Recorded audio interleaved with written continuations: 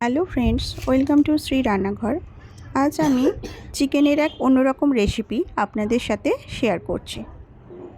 এর জন্য আমি বোনলেস চিকেন ব্যবহার করেছি। আর এই চিকেনটা আমি সামান্য পরিমাণে নুন আর সর্ষের তেল দিয়ে ম্যারিনেট করে রেখেছি। এবার কড়াইতে সাদা তেল দিয়ে ক্যাপসিকাম আর পেঁয়াজগুলো আমি ভেজে নেব। টমেটোগুলো হালকা করে আমি ভেজে নিচ্ছি। সামান্য পরিমাণে নুন দিয়ে দিলাম। এবার এটা ভাজা হয়ে গিয়েছে, আমি তুলে নিয়েছি। এবার কড়াইতে সাদা তেল দিয়ে 1 চামচ মতো রসুন বাটা, পেঁয়াজ বাটা, আদা বাটা দিয়ে মশলাটা ভালোভাবে কষিয়ে নেব। মশলাটা কষানো হয়ে যেতে সামান্য পরিমাণে কাশ্মীরি লঙ্কা গুঁড়ো দিয়ে দিচ্ছি। এখানে আপনারা কাঁচা লঙ্কার পেস্ট ব্যবহার করতে পারেন। যেহেতু আমি এটা আমার ছেলের জন্য বানাবো, তাই আমি এতে কোনো লঙ্কা ব্যবহার করব না। টমেটোর কুচিটাও আমি দিয়ে দিলাম।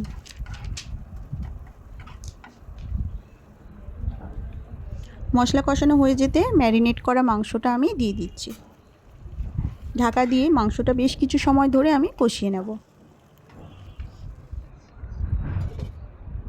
একটা গুঁড়ো মশলা রেডি করে নেব, জিরে আর গরম মশলা, আর এটা কসৌরি মেথি, এই দুটোই আমি রোস্ট করে নিয়েছি। এবার এটা আমি গুঁড়ো করে নেব। মাংসটা ভালোভাবে কষানো হয়ে গিয়েছে, জল বেরিয়ে গিয়েছে। এই সময় আমি কাজু বাদাম বাটা দিয়ে দিলাম। আমি 6 থেকে 7টা মতো কাজু বাদাম বাটা এখানে দিয়েছি।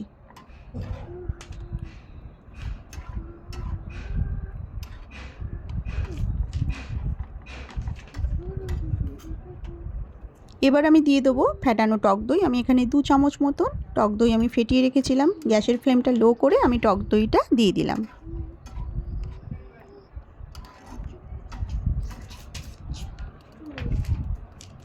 দিয়ে দিলাম সামান্য পরিমাণে গোলমরিচের গুঁড়ো। অল্প একটু জল দিয়ে দিচ্ছি। এবার ঢাকা দিয়ে মাংসটা খুব ভালোভাবে কষিয়ে নেব। খুব সুন্দরভাবে তেল ছেড়ে দিয়েছে, কিন্তু এটা আমি আরও কিছু সময় কষিয়ে নেব, কারণ আরও কিছুটা সেদ্ধ হবে।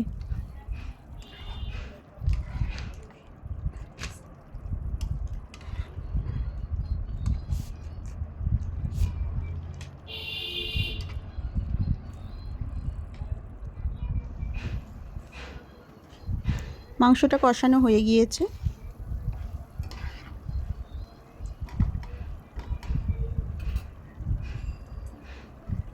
এই সময় আমি ভেজে রাখা ক্যাপসিকাম আর পেঁয়াজটা দিয়ে দেবো।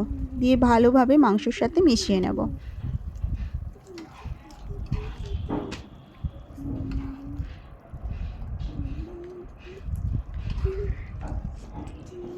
এটা একদম ড্রাই মতন হবে, কারণ এটা এভাবেই খেতে ভালো লাগে। আপনারা চাইলে আরও গ্রেভি রাখতে পারেন।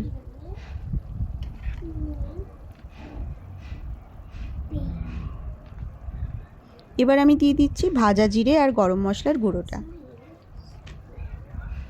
সব শেষে দিয়ে দিলাম কসৌরি মেথি।